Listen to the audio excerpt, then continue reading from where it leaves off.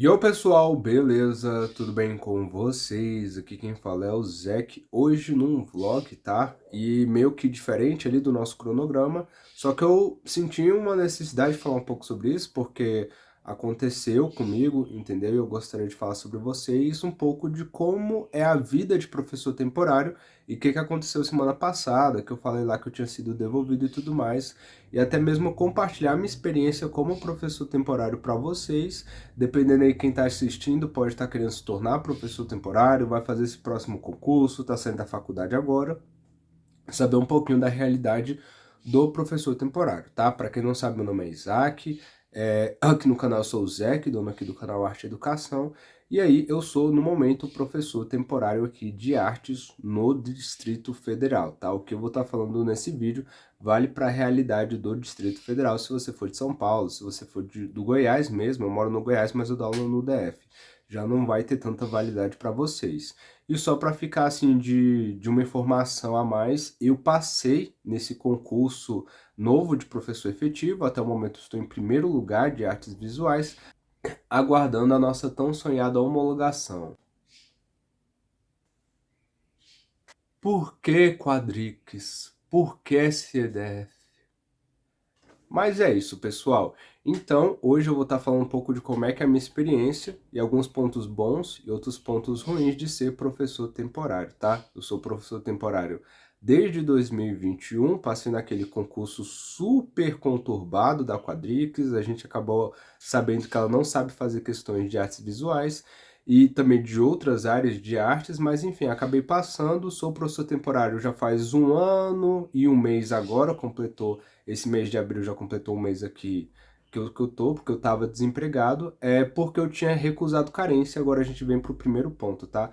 O professor temporário, ele é basicamente um tapa-buraco. Então, se um professor efetivo, ele fica doente, ele vai tirar licença de mestrado, doutorado, ele se torna coordenador, vice-diretor, diretor, ele deixa de ocupar o seu cargo como professor. Vocês concordam? E aí a gente que é temporário, a gente é chamado, abre-se uma carência que a gente é chamado para bloqueá-las e fica ali. Às vezes essas carências são do ano todo. Então o professor às vezes ele ficou doente, ou às vezes ele está estudando, às vezes ele virou diretor, e você vai ocupar durante o ano todo a carência dele, porque os alunos eles precisam ter aulas. Então é assim que funciona o cargo de professor temporário. E quando esses professores eles retornam, eles deixam de ser diretores, ou então eles acabam suas licenças médicas, a gente é devolvido para as nossas regionais de ensino, entendeu? Que a gente escolhe no momento lá que a gente está fazendo a inscrição para o concurso, a gente é devolvido para lá e a gente espera que surjam novas carências, tá? Isso acabou acontecendo comigo no início do ano, eu tinha sido chamado para bloquear uma carência no Núcleo Bandeirante, acabei rejeitando porque era muito longe da minha casa e foi uma das piores decisões que eu fiz, porque eu fui mandado para o final da fila, foi muito difícil ser chamado de novo, só fui chamado porque um professor temporário estava passando por alguns problemas pessoais, tinha saído da vaga dele, de livre e espontânea vontade, e aí eu acabei indo ocupar, entendeu? Eu acabei ocupando por 40 dias e aí chegou uma efetiva, tá? No caso, ela não poderia ter ocupado a minha vaga, porque era uma vaga de coordenação, mas ela deve ter usado um tal de ex officio aí para conseguir isso e acabou funcionando. Não, eu não vou ali brigar por nada, até porque eu também já consegui voltar para a escola e até a mesma escola, tá? Ainda tenho posso ter algum contato com meus alunos e tudo mais, eu falo, não, deixa isso aí para lá, entendeu? Até porque também já passei no de efetivo. E aí é isso, tá? Então, assim, é uma vida que você não sabe muito bem sobre o futuro, porque hoje você está empregado, amanhã você está desempregado. Se você tem carro, se você tem filho, se você tem um apartamento, ou seja, contas contínuas e caras para pagar, ainda mais se você mora perto da sua escola.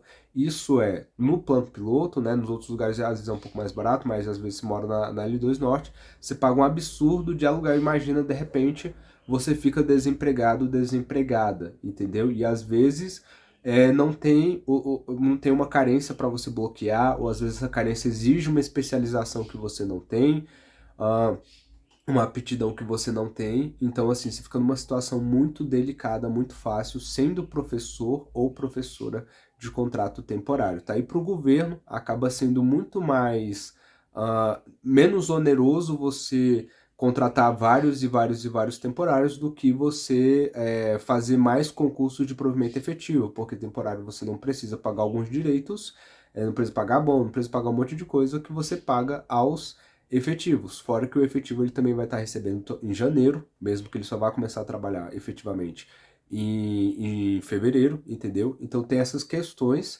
que são muito melhores para professores efetivos e não são boas, os temporários não vão ter, entendeu? E para o governo é melhor. E a gente está exigindo agora o nosso aumento. A gente, não só os efetivos, mas os temporários, não tem aumento já faz quase 9 anos. Esse governador aí, o Ibanez, vai dar um aumento a si mesmo de 25%.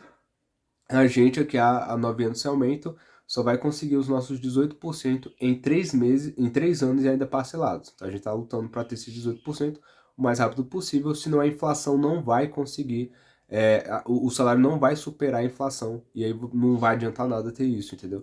Então é outra questão, tá? O salário do DF, como professor temporário, como professor efetivo, já foi um dos maiores do país. Hoje, a gente está, se eu não me engano, a gente está abaixo do piso nacional, entendeu? Então, assim, é uma questão urgente a ser discutida, a gente precisa fazer greves, a gente precisa se posicionar sobre isso e exigir dos políticos que a gente colocou lá ano passado para que a gente possa conseguir os nossos direitos de volta. E se nossos direitos, na verdade. E se você tá pensando em se tornar um professor efetivo, às vezes ou por opção ou porque os boletos estão chegando, você vai acabar tá acabando de se formar em artes visuais, ou teatro, ou música, assim por diante, é uma coisa a se pensar, entendeu? É uma realidade que você vai estar experimentando, galera. Eu tenho um professor que já é pai, já é mãe, e tá nessa de contrato temporário já fazem 12 anos. Eu, inclusive, tenho um professor da época do meu ensino médio que agora está com esperança de passar no efetivo. Olha só. Então, assim, eu mesmo, em 2021 saí, não, em 2021 eu tinha me formado, em 2022 eu tinha começado já no contrato temporário, em 2023 eu já tinha passado no efetivo, então eu sou um ponto fora da curva, tá? Tem muitos colegas meus que estão numa situação muito delicada, entende? Mas ainda assim existem alguns pontos bons e alguns pontos negativos. Então eu já falei de alguns pontos negativos, como a falta de estabilidade, você não tem tantos direitos. Só que entre os pontos positivos é que você recebe quase a mesma coisa de um professor efetivo. A diferença é que se ele tiver especialização, mestrado, doutorado, ele vai receber um pouco a mais do que você. Eu não sei se isso também vale para o de temporário. Eu sei que a partir do estágio probatório, se você já tiver alguma especialização, você já pode já começar o estágio probatório recebendo um pouco mais, entende? Então é uma coisa boa. Como temporário, você recebe quase a mesma coisa de salário de um efetivo, você tira férias, algumas, se não me engano, as nossas férias são remuneradas. Você, no final do ano, você tem uma rescisão de contrato bem interessante, tá? É um valor bem interessante. E você também pode você pode ser microempreendedor como contrato temporário, tá? Uma coisa que é proibida como professor efetivo. Na verdade, servidor público não pode ter microempresa. Eu era ilustrador, na verdade, eu ainda quero ser ilustrador no futuro, mas não mais no Brasil, porque a menos que seja trabalho para pessoa física. Mas ano passado eu era MEI, tá? Eu tinha esperança de fazer um trabalho, acabei não fazendo nenhum trabalho, o que de certa forma facilitou na hora que eu fui dar baixa, mas a questão é que eu tinha uma microempresa para fornecer trabalhos como ilustrador aqui no Brasil, e aí quando eu vi que eu passei nesse novo efetivo, eu corri para fechar, e agora já dei baixa, já tenho todos os documentos, então se no futuro der algum problema, eu tenho todos os documentos para comprovar que eu não tenho microempresa nenhuma, tá? Então você pode ter isso, então você pode ter o seu trabalho, trabalhar como professor e ter uma papelaria, uma bijuteria, uma coisinha assim, mas saiba que assim que você estiver perto de se tornar um efetivo, você tem que dar baixa, mas não se preocupe, é um processo ultra simples, mas tenha todos os documentos, tá? E não esqueça de fazer a declaração anual do seu MEI, é obrigatório, tá? Assim também como seu imposto de renda. Outra coisa legal também é que como temporário e como efetivo, você tem que declarar o que você recebe da secretaria, que você está recebendo geralmente mais do que o mínimo ali que eles deixam para que não seja declarado, só que você tem a devolução de uma parte desse imposto. Então um pedaço do seu salário é arrancado todos os meses, só que no final do ano, se você declarar tudo certinho, você vai estar recebendo um pedaço de volta, e é legal para poder pagar aquelas dívidas que a gente sempre tem, tá? Infelizmente, muitos dos meus colegas quase todos eles estão endividados, né? Precisa estar pedindo empréstimo no banco para continuar pagando suas contas. Isso é uma coisa que a gente vai estar falando mais no futuro, até mesmo num quadro aqui só sobre inteligência financeira.